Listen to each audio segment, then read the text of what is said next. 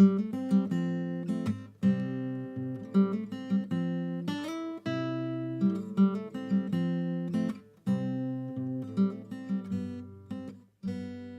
residents of Mercer Island are incredibly lucky. I think when you look around at how suburban this area is, we have this little gem at the south end of this island. It's beautiful.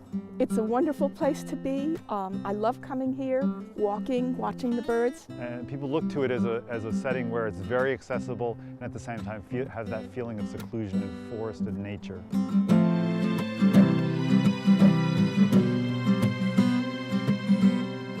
My name is Paul West, and I'm Parks Natural Resources Coordinator for the City of Mercer Island. I'm Rita Moore. I'm a Washington Native Plant Steward, and I'm also a former trustee for Pioneer Park. My name is Chris LaPointe, and I'm the Volunteer Program Manager for a Seattle-based nonprofit called EarthCorps. I'm Robert Thorpe. I'm a certified planner and was a city planner here in the early 1970s. My name is Elliot Newman. I was mayor of the city of Mercer Island and one of the advocates for the Pioneer Park, and I'm a member of the Open Space Conservancy Trust. My name is Jim Pearman. I'm the mayor of Mercer Island. My name is Tina Lanzinger, and I am on the Open Space Trust Board. I'm also the treasurer for the Mercer Island Saddle Club. Pioneer Park was purchased by the city in 1960. It was originally owned by the University of Washington. The city purchased the park from UW as a park. Then there were several years where it wasn't sure it was going to be a park or was it going to be a golf course. There were like 3 attempts to turn this park into a golf course. Because the park has a lot of flat terrain, it would make a great place to develop a golf course. So that became very controversial. I was on the city council when this first became an issue to discuss, and we had a lot of input from the public at our many city council meetings. And there were 2 camps. There were those who wanted a golf course, and there were the other people that were fighting it because they felt that Pioneer Park is unique and really it's a treasure, and wanted to make sure that it remained that way. So finally, the city put the park into a trust so it could not become a golf course. It had to be maintained a natural park with natural habitat. It's kind of a very interesting history, but the people have spoken. And as far as most of us are concerned, this is a place that is going to remain just like it is today, and if anything, improved in terms of some of the vegetation. The city is working a great deal, and the park and the trust are working to remove invasive plants and replant with native plants. Well, it's 113 acres of native forest.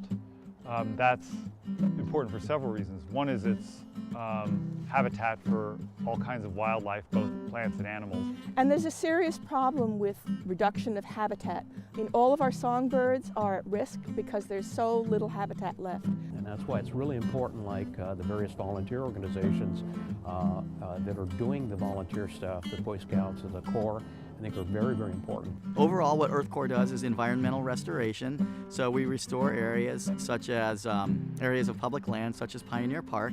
We have a lot of degraded forests in the King County area and all throughout really the United States and all over the world.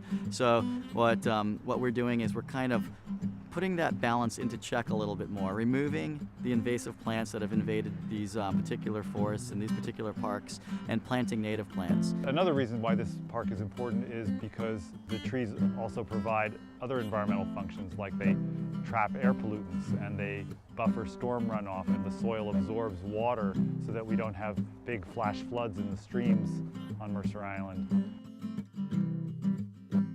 Once you develop this, you'll never get it back.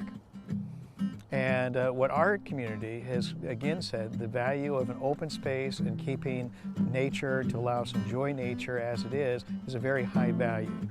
I can see what this would be like without the invasives. I can see what this would be like if it were, native plants and native animals and not the invasives. And I want to see that happen for future generations.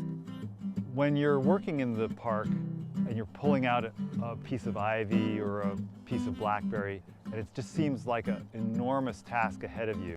But in fact, because there's so many people doing it, and there's so much interest and energy and passion for this, your little piece does make a difference. I think Mercer Island and other communities are kind of leading edge, saying to other communities, you can do this, it can be an important part of this, and it's a very valuable resource for not only this generation, but many generations to come. What you see is a great sense of community. When you walk around here, you know everyone by name. You know the dogs by name. You know the community. You meet new people. Everyone's very friendly. We're lucky that we have this much open space, this much land to enjoy, that you can actually feel like you can get away from everything else and have that, you know, anywhere from 15 to an hour worth of time to kind of restore yourself and feel more balanced. And I can't think of a better legacy than protecting the environment and making sure that what I enjoyed, that I'm giving it as good a shape or better to my daughters and maybe their kids in the future, that they can enjoy this.